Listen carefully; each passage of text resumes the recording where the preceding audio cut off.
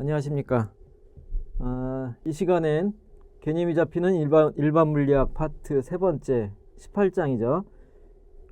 이제 마지막 영역에 도달을 했어요. 그러니까 지난 시간까지 파동을 마무리를 했고요. 역학적인 파동에 대해서.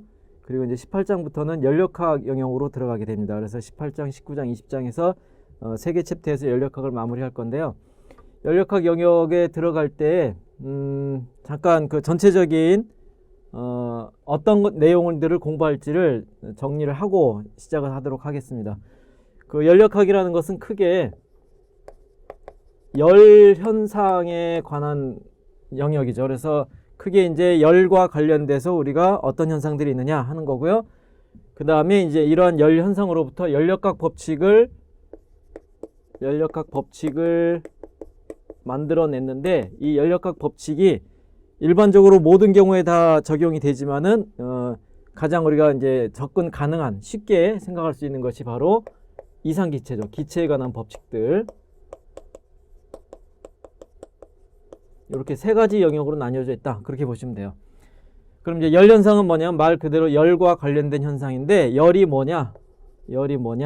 사실 열은 굉장히 좀 어려워요. 그래서 다루기가 어렵고, 그래서 사실은 열을 직접적으로 얘기하는 것보다는 열과 관련된 온도가 뭐냐 하는 건데, 온도도 좀 어려워요. 그래서 일단은 열과 온도가 있다. 우리가 그냥 경험적으로 알고 있는 그런 대상으로서 열과 온도를 정의를 하고요.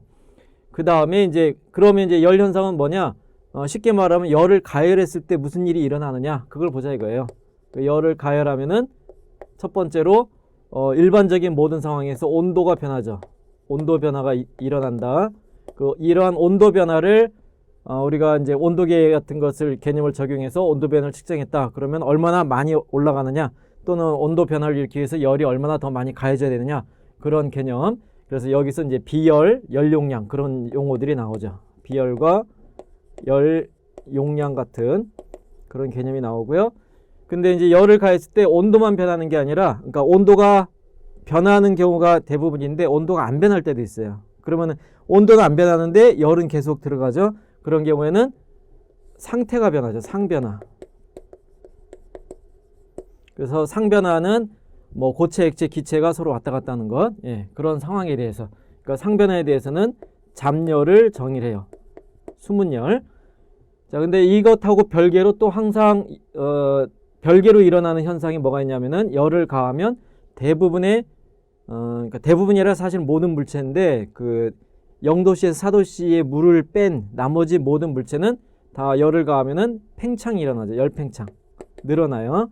그래서 열팽창은 고체, 딱딱한 고체의 경우에는 특정 방향으로 잘 늘어나기 때문에 선팽창을 생각할 수 있고요.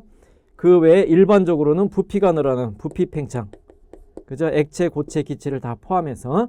근데 이제 면적 팽창은 사실은 빼요. 면적이라는 건 수학적인 개념이어서 실제는 부피가 있기 때문에. 그래서 선 아니면 부피. 그래서 일단은 열 현상이라는 건 결국 뭐냐면, 가열했을 때 무슨 일이 일어나느냐, 이거는 여러분들이 경험적으로 알고 있는 거잖아요. 그런 것들을 조금 더 수치적으로 관찰을 모아서 하나의 규칙을 만들어 보자 하는 겁니다. 근데 이제 이거에 관련돼서 열이 뭐냐라는 것을 조금 이제 정리를 해야 돼요.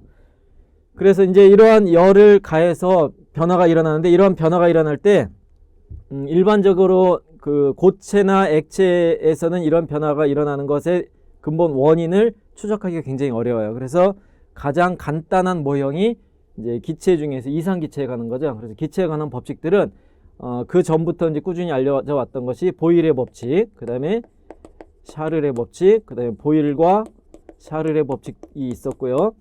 그리고 이 보일과 샤를의 법칙에서 조금 더 하나 더 나가면은, 요건 다 화학에서도 같이 다루는 건데, 아보가드로 법칙 있죠.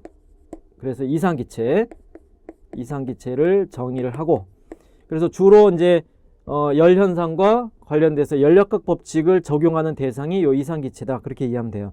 근데 이제 이러한 연력학 법칙을 조금 더 이 미시적인 관점에서 접근을 해보면, 기체를 구성하고 있는 분자들이 굉장히 많죠. 그런 많은 분자들의 하나하나의 성질로부터 어떤 거시적인 물리량들을 우리가 계산할 수 있느냐 하는 것을 접근하는 것이 기체 분자 운동에 가는 거예요.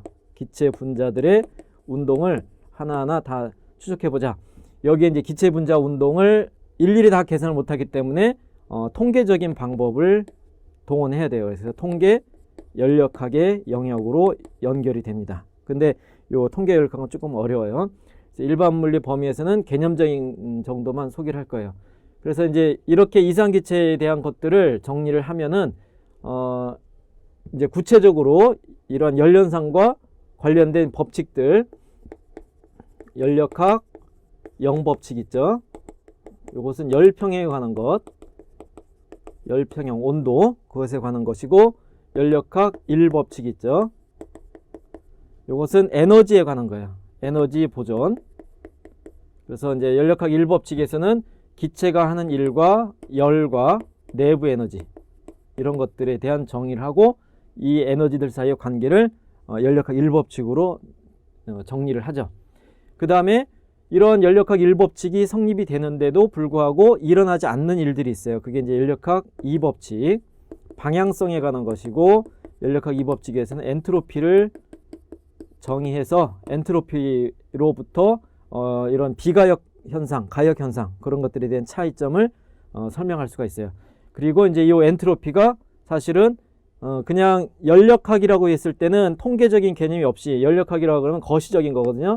압력, 부피, 온도 이러한 물리량들을, 에너지 이런 것들을 다루는데, 여기에 통계가 들어가면은 미시적인 운동을 포함해서 통계적인 그 접근 방법을 통해서 이런 거시적인 양하고의 관계를 찾는 건데, 그것이 엔트로피가 바로 이 통계 연력학이랑 거시적인 연력학의 연결고리가 돼요.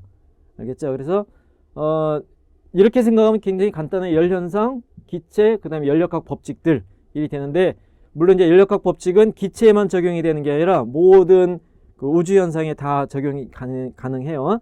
예, 그렇게 되는데 실제 계산은 거의 다 기체에 대해서 계산이 나온다 하는 것, 그 정도로 보시면 되고요. 그래서 사실은 굉장히 여러 가지가 막 튀어나와요. 근데 다 특히 열현상 같은 경우에는 유도하는 게 아니라 다 실험적으로 해보니까 이렇게 되더라 하는 얘기가 굉장히 많아요. 그래서 그때그때 현상을 잘 이해를 하고 필요한 공식들, 관련된 결과식들을 잘 기억을 하면 됩니다. 그래서 사실은 문제가 그렇게 어렵지 않아요.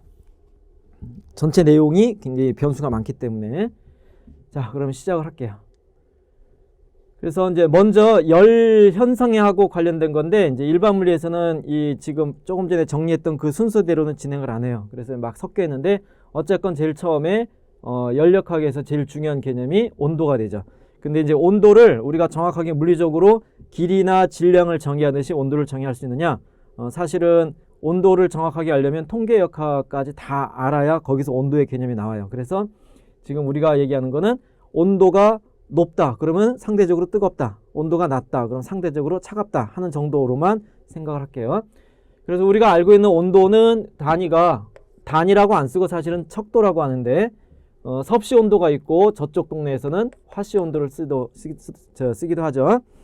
근데 이제 자연과학, 과학 쪽에서는 켈빈 온도를 사용을 해요. 그래서 켈빈. 그래서 요 세 가지 척도의 이제 차이점을 알아야 되는데, 요건 뒤에서 다룰 거고요. 그래서 일단 켈빈 척도, 켈빈 단위를 사용을 하면은 절대 영도를 정의할 수가 있어요. 그래서 절대 영도는 뭐냐면 그 물리적으로 더 이상 낮아질 수 없는 온도가 되는 거고요. 요거는 이제 고등학교 때 이상기체에 관해서 배우면서 샤를의 법칙에서 점점 온도를 내리면 부피가 줄어들잖아요. 근데 중간에 액화되지 않고 그대로 부피가 0이 되는 온도, 그렇게도 생각할 수 있죠. 그래서 절대 용도를 우리가 켈빈 온도에서 정의할 수 있고요. 그러니까 절대 용도는 의미가 있어요, 물리적으로. 그런데 0도씨다, 화씨로 0도다 하는 것, 이런 것들은 물리적으로 절대적인 의미가 없어요. 그냥 상대적으로 의미를 부여하는 거다, 그 정도로 생각하시면 되고요. 그래서 일단은 온도에 대해서는 뭐 켈빈 척도가 어떻게 정의되느냐 하는 걸 자세하게 얘기하진 않더라도 그 섭씨, 화씨, 켈빈이 있다 하는 정도, 그 정도로 그냥 인정하고 넘어갈게요. 그 다음에 두 번째가 이제 연력학 영법칙을 먼저 얘기하는데, 열이 있다 없다를 떠나서, 그러니까 열이 뭐다를 떠나서 일단 연력학 영법칙을 먼저 정의를 해요. 일반 물리책에서는. 사실은 뭐 조금 요거는 연력학 영법칙은 따로 얘기해도 되는데, 어쨌건 열과 관련이 있으니까 먼저 얘기를 하면은, 연력학 영법칙을 이해하려면 먼저 열평형이 뭐냐 하는 것을 이해를 해야 돼요. 근데 이제 열평형이 뭐냐? 그거는 뭐냐면 이거는 우리가 경험적으로 알고 있죠. 그러니까 아직 구체적으로 얘기를 안 했지만은 두 물체가 서로 온도가 다른 두 물체를 접촉을 시키면 그러면은 결국에는 두 물체가 온도가 같아지죠. 이건 우리가 경험적으로 알고 있는 거잖아요. 예, 근데 그 온도가 같아지는 그 현상에 조금 더 물리적으로 정확하게 표현을 하면 모든 측정 가능한 양들, 이게 바로 거시적으로 측정 가능한 압력, 부피, 온도 이런 것들이에요. 이런 것들이 그 안정되고 변하지 않는 값으로 이제 접근했을 때 그러면 그 두 물체가 열평형이 있다. 그렇게 얘기를 해요. 그러니까 이 중에서 이제 우리가 판단하는 것은 바로 온도예요. 온도. 두 물체의 온도가 똑같아졌다. 그러면은 그 압력은 일정하게 두 물체가 같은 곳에 있으면 압력이 같아질 거기 때문에 그래서 주로 온도를 가지고 얘기를 하는 거예요. 근데 이제 사실은 이제 요 모든 측정 가능한 양들에 대한 것들을 조금 더 추적을 하면 여기서 통계역학으로 같이 연결이 돼요. 자, 그래서 열평형을 일단 이렇게 정의를 하면, 그러니까 쉽게 말하면 온도가 똑같아진다. 두 물체를 접촉했을 때 온도가 똑같아지는 상태를 열평형이다. 그렇게 얘기할 수 있는 거고요.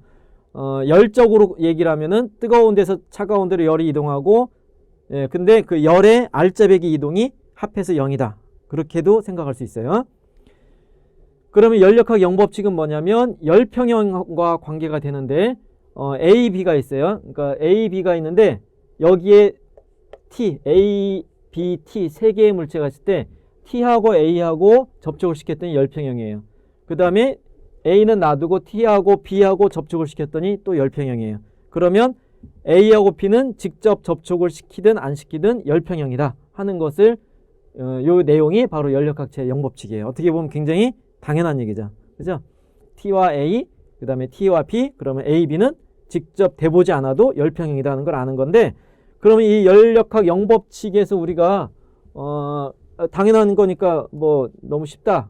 근데 사실 여기서 연력학 영법칙이 성립하기 때문에 우리가 요 T의 역할이 뭐냐 하는 걸 생각할 수 있는데, 결국에는 A, B를 서로 대보지 않아도 A의 온도, B의 온도가 똑같다는 걸 알 수 있기 때문에 요 T가 온도계가 되는 거예요. 온도계. 온도를 측정할 수 있는 장치. 온도계를 이용해서 여러 물체의 온도를 우리가 측정할 수 있다는 것이 연력학 영법칙이 적용이 되기 때문에 이러한 일이 가능하다. 그렇게 보시면 돼요.